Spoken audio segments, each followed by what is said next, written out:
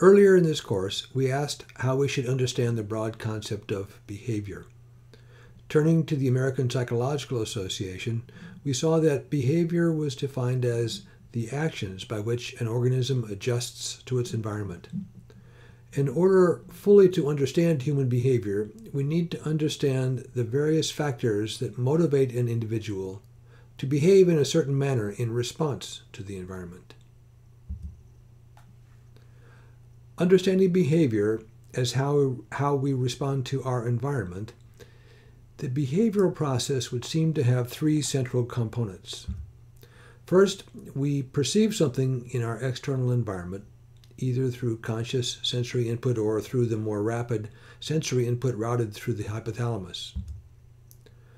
We then interpret the meaning of that input based on a combination of conscious memory and emotional memory. We then take action in response to the input and our interpretation of it. Of course, as described by Maslow in his theory of the hierarchy of needs, some behaviors are a response to internal stimuli such as hunger or thirst, heat or cold. Once we have addressed these basic physiological needs, however, most behavior is in response to external stimuli in the environment. Writing in 1968, psychologist Edwin Locke proposed a theory of task motivation. Understanding behavior from Locke's perspective, an event in the external environment triggers a cognitive understanding of sensory input we have perceived.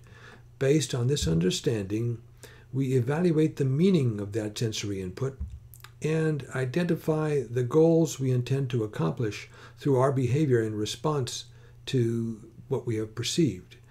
We then convert those goals and intentions to conscious action. This process then has three main phases: an external phase involving the environmental event, an internal phase involving our interpretation of the event and our intended response, followed by our own external response itself. Locke seems to be suggesting that the initial phase of our behavioral response occurs purely on a conscious cognitive level. In summarizing his research, he wrote that, quote, "The basic premise of this research is that an individual's conscious ideas regulate his actions. It appears that a necessary condition for incentives to affect behavior is that the individual recognize and evaluate the incentive and develop goals and or intentions in response to this evaluation," end quote. Locke's perspective seems quite consistent with that expressed by Bandura in his 1997 book describing his theory of self-efficacy. Bandura wrote that, quote, "The capability for self-motivation and purpose of actions is rooted in cognitive activity. By being cognitively represented in the present, conceived future states are converted into current motivators and regulators of behavior," unquote. In studying the association between cognition and personality, we have learned that not all psychological processes that are in response to external stimuli occur on a conscious cognitive level. As described by psychologist Carol Dweck and her colleagues, quote, "The task for investigators of motivation and personality is to identify major patterns of behavior and link them to underlying psychological processes," unquote. Consistent with what we have learned previously, Dweck's perspective suggests that we should consider people's patterns of behavior as reflecting a combination of cognition and personality. In 1988, Dweck and her colleague Ellen Leggett proposed what they described as a social cognitive approach to motivation and personality. They described two general patterns of behavioral responses that involve a combination of cognition and psychological effect. They referred to the first pattern as helpless, indicating that those exhibiting this pattern of behavior tend to avoid challenges, showing a pattern of worsening performance outcomes when they do encounter actual obstacles. The second pattern they refer to as mastery-oriented. These children or adults who exhibit this pattern actively seek out challenges, continuing and often increasing their efforts even when they encounter difficulties or failure. In looking at how children respond to challenges such as schoolwork, Dweck and Leggett suggest that children exhibiting the helpless pattern will set specific performance level as their goal, and being careful to set that hoped-for goal at a level consistent with their own perceptions of their own competency. By contrast, the child who adopts a mastery-oriented approach sees learning as the hoped-for outcome rather than a specific level of performance.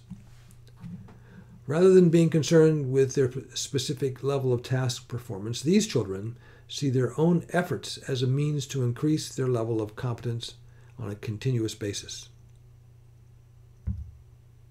In 2007, Dweck and her colleague Lisa Blackwell and Kali Trzniewski extended this theory in a study of 7th grade students in New York City.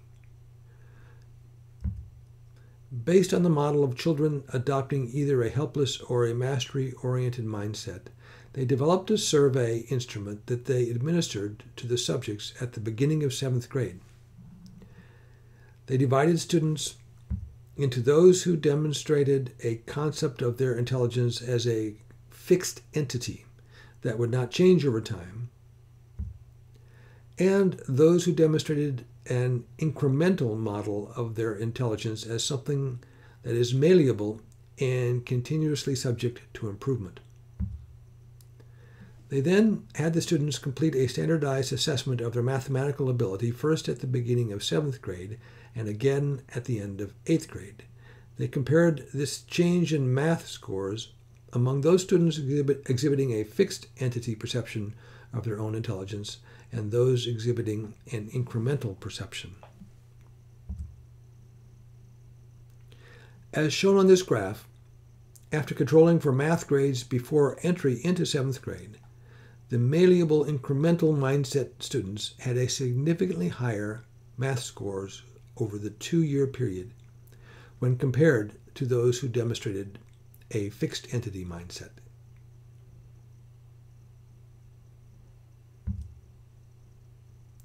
In another study based on Dweck's model, Elizabeth Gunderson and her colleagues visited the homes of 53 children living in the Chicago area, all between the ages of 1 and 3. While there, they observed the words the parents or caregivers used in praising the children in response to positive behavior.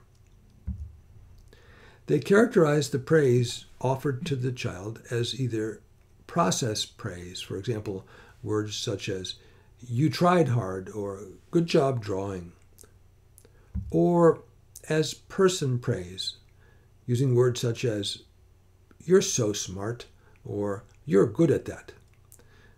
The process praise focused on the child's efforts, while the person praise focused on the child's innate qualities.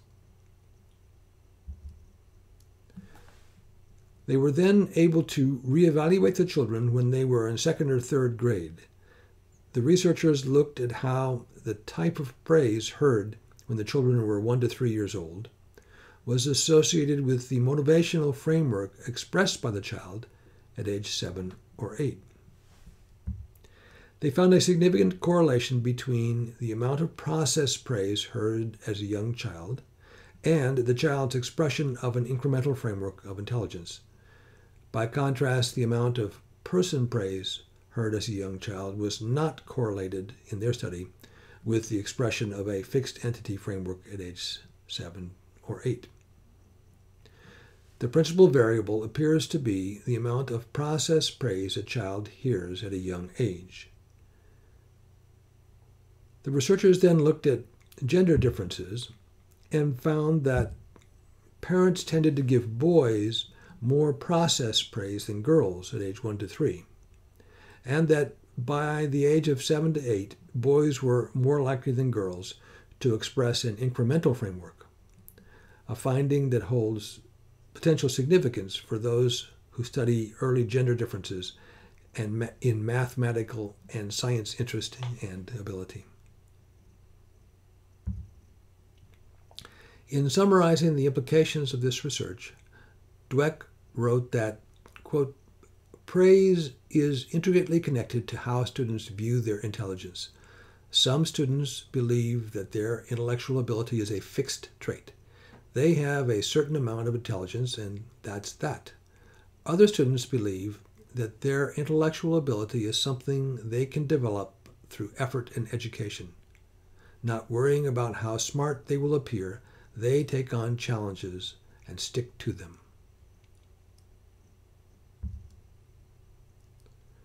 Looking back at the model of task motivation described by Locke, we continue to understand both the environmental stimuli perceived by a child and the behavioral or performance response of the child to be part of the child's interaction with the external environment.